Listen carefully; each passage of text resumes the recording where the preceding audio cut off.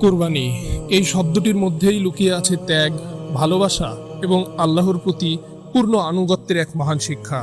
প্রতি বছর জিলহজ মাস আসলেই সারা বিশ্বের মুসলমানরা প্রস্তুতি নিতে শুরু করেন এই মহান ইবাদতের জন্য। কিন্তু আমরা অনেকেই হয়তো জানি না, কোরবানি শুধু পশু জবাই করার নাম নয়, বরং এটি একজন মুমিনের অন্তরের তাকওয়া ও আল্লাহ ভীতির প্রকাশ। আল্লাহ তাআলা ইরশাদ করেন, তুমি তোমার প্রতিপালকের উদ্দেশ্যে সালাত আদায় করো এবং কোরবানি করো। এই আয়াত থেকেই বোঝা যায় নামাজের মতো কোরবানিও অত্যন্ত গুরুত্বপূর্ণ একটি ইবাদত। এটি এমন একটি আমল যা আল্লাহর সন্তুষ্টি অর্জনের অন্যতম মাধ্যম। কোরবানির ইতিহাস আমাদের নিয়ে যায় হযরত ইব্রাহিম আলাইহিসসালামের সেই অবিস্মরণীয় ঘটনার দিকে, যখন আল্লাহ তাআলা তার সবচেয়ে প্রিয় জিনিস কোরবানি করার নির্দেশ দিলেন। তখন তিনি বিন্দু মাত্র দ্বিধা না করে নিজের প্রাণ প্রিয় সন্তান হযরত ইসমাইল আলাইহিসসালামকে কোরবানি করার জন্য একদম প্রস্তুত হয়ে গেলেন।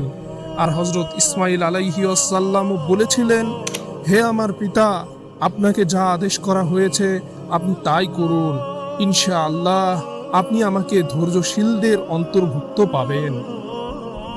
ভাবুন তো ভাই, এটি কেমন ঈমান ছিল তাদের, কেমন আল্লাহর প্রতি ভালোবাসা ছিল, যেখানে একজন বাবা নিজের সবচেয়ে প্রিয় সন্তানকে আল্লাহর আদেশে কোরবানি করতে প্রস্তুত, আর একজন সন্তানও আল্লাহর সন্তুষ্টির জন্য নিজের জীবন দিতেও রাজি। ঠিক এই আত্মত্যাগের স্মৃতিকে জীবন্ত রাখতেই আজও মুসলমানরা কোরবানি করে থাকেন। রাসূলুল্লাহ সাল্লাল্লাহু আলাইহি ওয়াসাল্লাম কোরবানির গুরুত্ব সম্পর্কে বলেছেন, কোরবানির দিন আদম সন্তানের কোনো আমল আল্লাহর কাছে রক্ত প্রবাহিত করার চেয়েও বেশি প্রিয় নয়। অর্থাৎ আল্লাহর কাছে কোরবানির ইবাদত অত্যন্ত প্রিয় একটি আমল।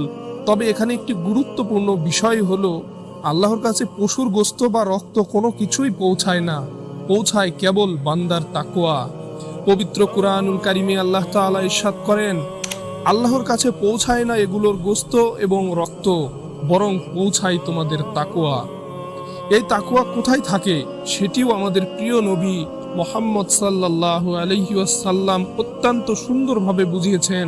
রাসূলুল্লাহ সাল্লাল্লাহু আলাইহি ওয়াসাল্লাম একবার নিজের বুকের দিকে ইশারা করে বলছিলেন, আত-তাকওয়া হা হুনা, আত-তাকওয়া হা হুনা, অর্থাৎ তাকওয়া এখানে, তাকওয়া এখানে।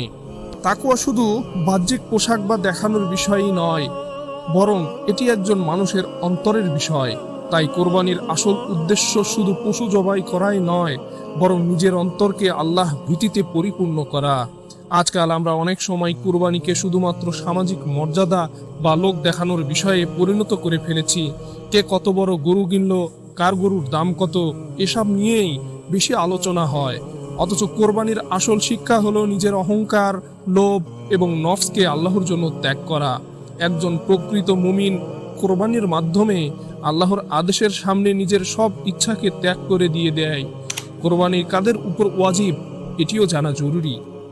ইসলামী শরিয়াত অনুযায়ী যেসব মুসলমান প্রাপ্তবয়স্ক, সুস্থ এবং নিসাব পরিমাণ সম্পদের মালিক, তাদের উপরেই কোরবানি ওয়াজিব। আর কোরবানির সময় হলো জিলহজ মাসের 10, 11 এবং 12 তারিখ সূর্যাস্ত পর্যন্ত। এই সময়ের মধ্যেই কোরবানি সম্পূর্ণ করতে হবে। কোরবানির পশু নির্বাচনের ক্ষেত্রেও ইসলাম কিছু শর্ত দিয়েছে। পশু সুস্থ হতে হবে, নির্দিষ্ট বয়স পূর্ণ হতে হবে এবং কোনো বড় ধরনের ত্রুটি থাকা যাবে না, কারণ আল্লাহর জন্য সর্বোত্তম জিনিসটাই উৎসর্গ করা উচিত। রাসূল সাল্লাল্লাহু আলাইহি ওয়াসাল্লাম নিজ হাতে কুরবানি করতেন। তিনি অত্যন্ত সুন্দর ও স্বাস্থ্যবান পশু নির্বাচন করতেন। এর মাধ্যমে তিনি আমাদের শিখিয়েছেন, আল্লাহর ইবাদতের ক্ষেত্রে অবহেলা নয়, বরং সর্বোচ্চ আন্তরিকতা থাকতে হবে। কোরবানির আরেকটি গুরুত্বপূর্ণ দিক হলো গরিব ও অসহায় মানুষের মাঝে গোশত বিতরণ করা। ইসলামে এমন সুন্দর একটি ব্যবস্থা রাখা হয়েছে যাতে ধনী গরিব সবাই ঈদের আনন্দ ভাগাভাগি করতে পারে।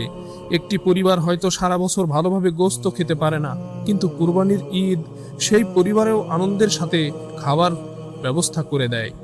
এখানেই ইসলামের আসল সৌন্দর্য, এখানেই ভ্রাতৃত্ব ও মানবতার শিক্ষা। তবে কোরবানির সময় আমাদের কিছু ভুল থেকেও সতর্ক হতে হবে। যেমন, পশুর সাথে খারাপ আচরণ করা যাবে না, কোরবানিকে অহংকারের মাধ্যম বানানো যাবে না, ছবি তুলে লোক দেখানো বা রিয়াহ থেকে বাঁচতে হবে। পরিষ্কার পরিচ্ছন্নতার দিক খেয়াল রাখতে হবে, কারণ ইসলাম শুধু ইবাদত শেখায় না, বরং সৌন্দর্য ও মানবতাকেও শেখায়। আজ আমরা যদি কোরবানির প্রকৃত শিক্ষা নিজেদের জীবনেও বাস্তবায়ন করতে পারি, তাহলে আমাদের সমাজ বদলে যেতে পারে। আমরা যদি নিজের অহংকার, হিংসা, লোভ এবং গুনাহকে আল্লাহর জন্য কোরবানি করতে পারি, তবেই আমাদের কোরবানি সত্যিকার অর্থে সফল হবে। মনে রাখবেন, কোরবানি শুধু পশুর নয়, কোরবানি হলো নিজের নফসের। কোরবানি হলো আল্লাহর প্রতি নিঃশর্ত ভালোবাসার প্রমাণ। কোরবানি হলো ত্যাগের এক মহান শিক্ষা।